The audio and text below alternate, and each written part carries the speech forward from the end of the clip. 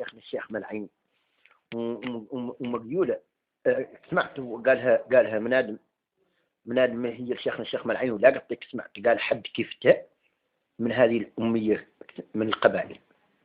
وهي قالها من الجاطين قال له عالي والعبيد الباغي وتلميذ شيخنا الشيخ ملعينين عاشم. عادي يقول له يا شيخ الفيدك الهون انت للدنيا مرصايا بحرك فيه السر المكنون العلم فيه الولاية. سيلك ابرد من المزون تشرب فيه الناس ضماية وتساوي معطاك المليون يا شيخ ومعطى سفاية ما هم كيفك يا شيخ أولاد ولا هم كيفك زادك راية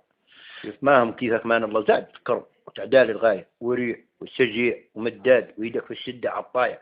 وانت هو ساسه للدين وانت هو بل اليقين وانت هو رفاد المساكين ولا نسمع منك لذاية ما تدخل مدخل ما هو زين بك الحسن مع العناية.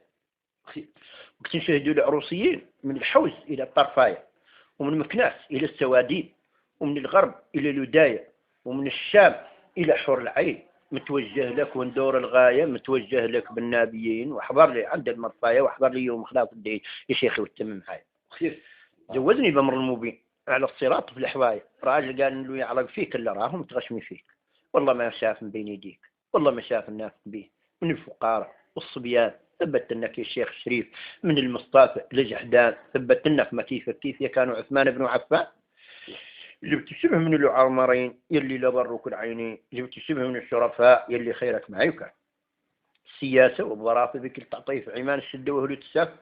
ولا يلتفت معه الفرسان والله عالي في الخلافة. شيخية معلوم الشان يشرب من بين يديك من الحوض ونجبر لما الله شيخية يا ديم الزلة يسناك الكامل جانب يا شيوخ القبلة أطار وعرب تقال لا يعرف من يوم جيت غنيت عليك لين عيت غنيت عليك فاق وكر وزاد والمثال به التبديل يم يراد الناس الحسان يم بيت المال ومبيت يصقال الدين بالوراد يلباس الروم التوبيت يقطع شهود تلمهات الشيخ الفيدك الهون انت الدنيا مرصايا بحرك فيه السر المكنون العلم فيه الولاية الله اللي وخير غير عني خليك